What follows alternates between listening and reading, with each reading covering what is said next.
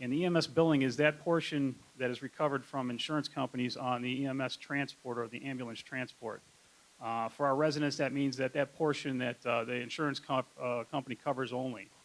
But that money then goes into a capital fund, which we can utilize for large capital purchases, which, for example, in this case is a new squad, which are very expensive items. They typically run around $175,000. We can also use that money for future purchases of a fire truck and other needed tactical equipment that we use for fire service and EMS. This type of fund is going to help us to constantly have the most state-of-the-art equipment in terms of medical aid.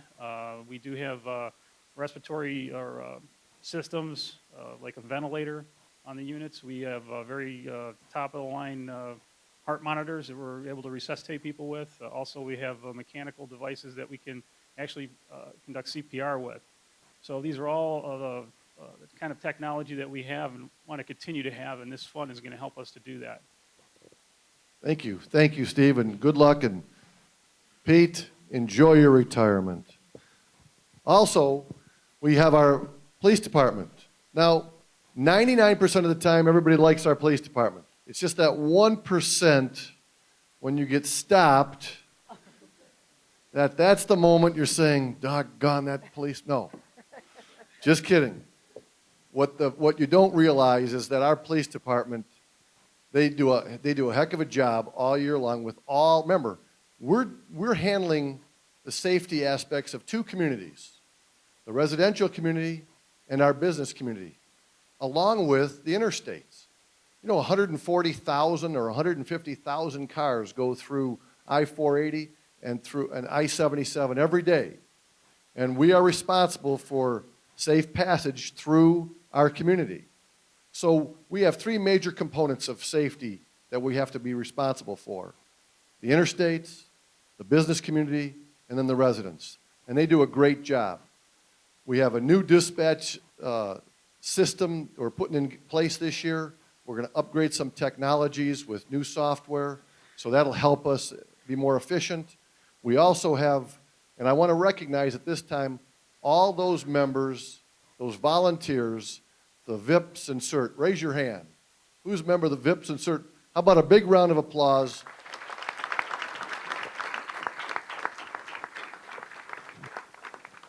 The volunteers that support this, the fire department, the police department, the community, are very important, and we appreciate their contribution on a daily basis, so thank you very much. Now, oh my gosh, this sign, expect long delays. Now, normally you'd think that's part of a road project, but really, it's the introduction of our service director, Dave Schneiderburn. Now, Dave has a habit in our team meetings of talking, and we love him. But Uncle Wesley, Gab, he could compete with you. And that's a compliment. That's a compliment. But that's right. He's like the Eveready battery on steroids. He's all over this town taking care of every service issue that you have, and he's always available. Dave Schneiderburn. All right, well, thank you. Oh, Dave, come on. You don't get applause for that. Thank you. Well, good morning, ladies and gentlemen. And this is a nice, beautiful breakfast. Thanks, Natalie, and the whole team here. I still have the salt trucks ready. Can you believe this weather? I can't believe it. Yesterday, 42 high. I thought it was going to snow. Last night, it almost frost, I think. I went out at about 10 o'clock. It was 39 degrees. Well, anyways, you know what? I'll tell you what, I can't thank all the residents enough. I know it's a tough thing, this rubbish, this new automated rubbish system. But I'm going to tell you something. We started it in November, and you see all the road work out there. You see everything. Pleasant Valley, Hillside, 21, you saw the gas company. I guarantee you, this system is safe. It is so safe for my guys, and that's the main reason I started it. It is efficient, and it is a much more efficient system, but the prime reason is safety. And if you see that rubbish truck and you see the way it works, you know what I'm talking about. And I thank you for bearing with me. I know it's tough. And anybody that needs assistance, we still come up to your house. Anybody that can't get that can down, and if there's something, you have an operation coming up, you call the service department, we'll be happy to take care of it. Now, the only thing I want to tell you, I'm going to buy another rubbish truck. It's going to be a recycle truck. It's the same system. I'm going to give you another can. And it's not going to be as big, but you're going to use it for recycling. And I'm going to tell you, recycling is generating huge amounts of income. We used to pay $5,000, $6,000, $7,000 a year to have our product recycled. Now we're going to get, I think in the first quarter, we got about $7,000, $8,000 already in our first quarter that they're buying our recyclables. So that'll be my next system that I'm going to introduce. And like I say, if you need a hand with anything, you're going to give me a call. You'll get some updates on it, and I guarantee you it's going to be a nice thing. And the last thing, you know what? 80% of your garbage that you throw out, 70 to 80% is what Tim Tomko, my recycling coordinator, he took everything that he was throwing out, took it all, put it on the ground. 70 to 80% of that product is recyclable product. You couldn't believe how much you throw out that could be recycled. And all that generates revenue, and the less we put in the landfills and the more revenue we get. That's the ticket. That's what we're shooting for. So. Dave, what about those other services? I didn't even look, Mayor. Well, you know what we do. You know, as far as call in for your compost delivery. We're starting to take orders. We got a bump, like I say every year, we're getting better and better at that compost yard waste recycle. We're getting a better product each year. I know you get some weeds out of it, but I'm getting it finer and finer, and it's gonna. I guarantee you, this year is gonna be better. So call in. We do. You notice what we do as far as the snow plowing and the senior snow plowing. We come back. I know we have the bombardier, does a lot of damage. We've taken care of most of the damage, 80, 90%. Been raining. We're going to get to all the landscaping issues. But whatever you feel that the service department can help you with, you call us up. And this is on the last of the list. This is very important too. Burials at Maple Shade Cemetery. I'm going to tell you what. It's a huge thing. Red down there takes care of that cemetery. He takes care of everybody. It's a big thing in the city, the cemetery.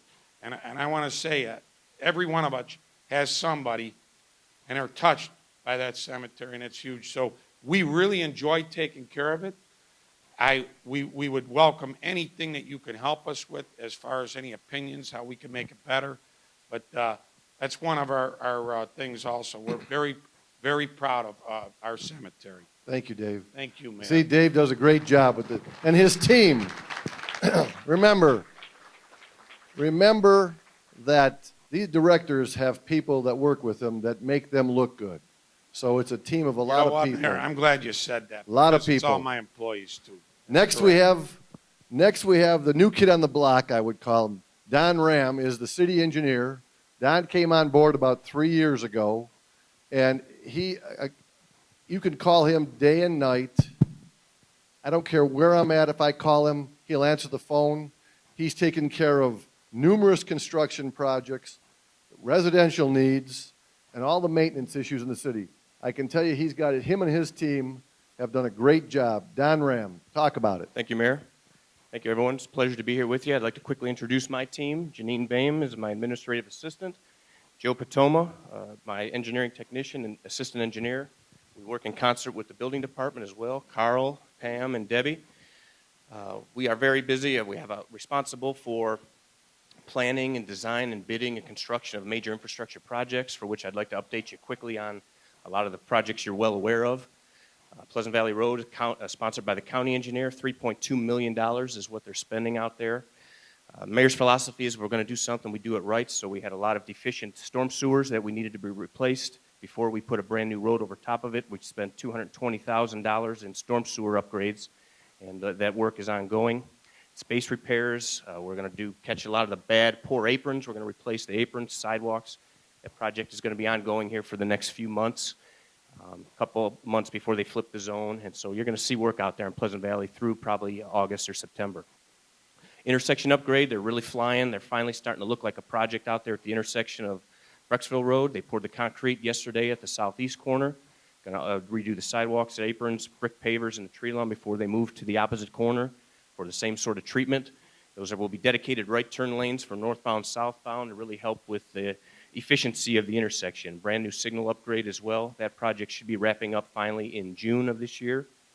Pavement will be replaced on 21 from Braywood all the way to Parkland with that project. Hillside Road, another county project, that's $1.5 million.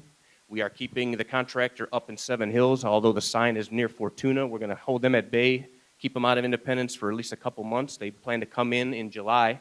That will give us enough time to try to get a good head start on a big box culvert project that we need to take care of. It's somewhat in between Vineyard and Brecksville Road. That project is set to begin sometime late June. So that project, there again, they're going to be working here in Independence starting in July all the way through August and September. Chestnut Road Bridge, that's an ODOT project. It's not costing the city a nickel. That's going to be a decking improvement. One major feature of that project will be widened sidewalks. Remove those silly fences that are too narrow and unsafe. Those sidewalks will get more than double in width to 6 feet from their less than 3 foot now. That project will get painful here in June, where they will have one lane traffic with a temporary signal, so they can do one half of the bridge at a time. Luckily, it's going to be June, July, and August when the schools are out, so we don't have to contend with the bus traffic. Braywood Culvert was an emergency project we did a month or two ago. The culvert was failing, a large diameter culvert, 20 foot deep, a whole bunch of utilities, live utilities that had to be managed throughout the construction. That project was knocked out in 2 weeks. We've got a lot of restoration to do. When it stops raining, we'll take care of the concrete and grading.